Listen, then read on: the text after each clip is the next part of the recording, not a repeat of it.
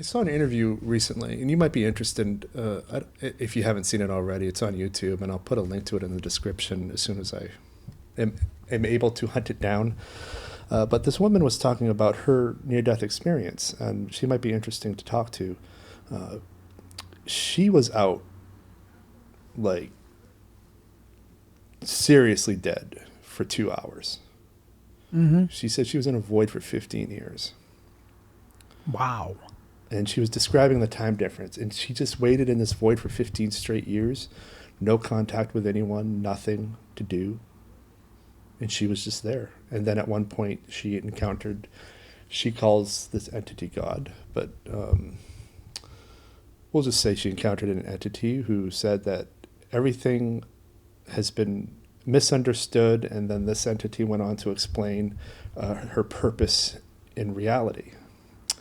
And that he or she describes him as a he, was talking about thought energy and how every time she thought negatively of someone, that thought attached itself to that person and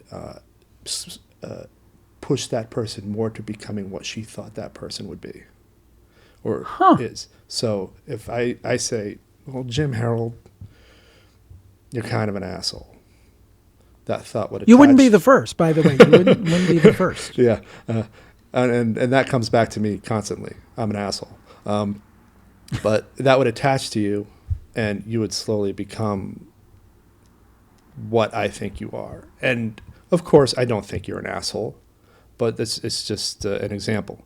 And so right, sure. She was told to come back, that she wasn't finished because there were a lot of people who have become not so good people because of the way she judged them in her younger years.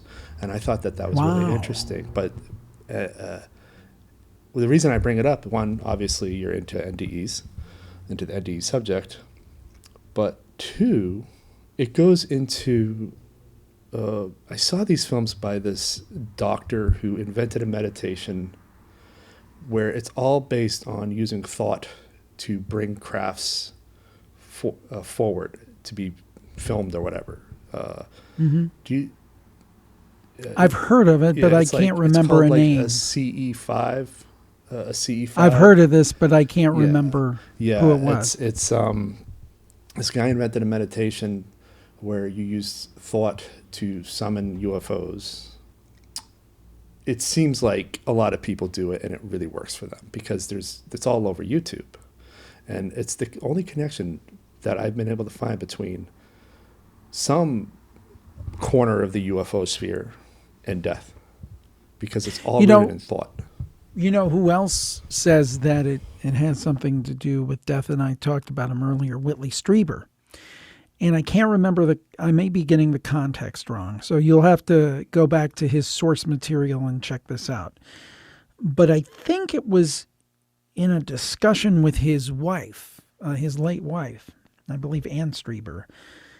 And something came across to her that the others, because I don't think he calls them aliens, I think he calls them the others, that it has something to do with death.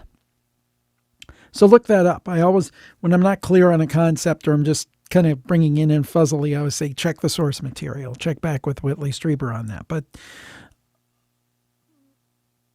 I don't know. I don't know the answer to that, obviously.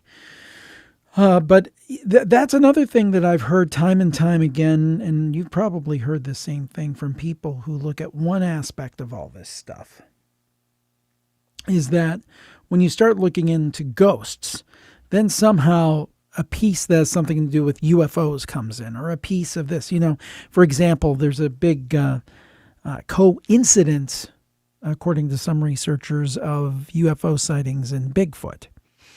And it seems like, you know, going back to that old In Search Of example, they used to talk about, we'll talk about UFOs, we'll talk about ghosts, we'll talk about strange creatures, or however they put, but the idea is everything was very siloed.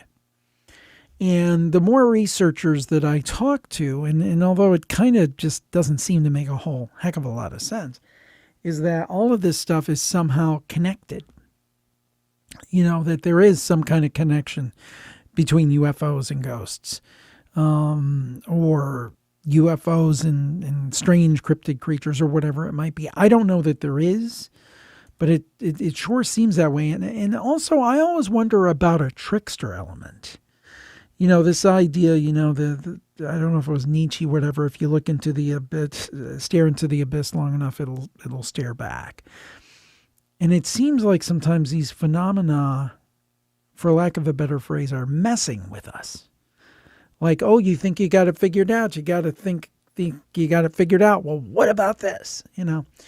So it almost seems like, the old wave particle duality and the whole idea of the act of the observer I forget the exact phrase, but the idea, does the act of observation actually change the observed?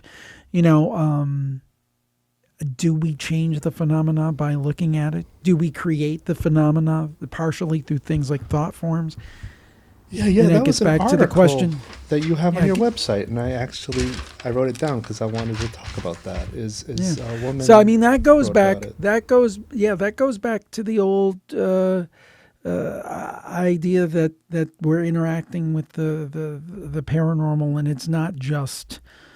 It's not just something objective. It goes back to the question of reality. But I interrupted you. Go ahead. No, it's fine. It's fine. We're here to interrupt each other.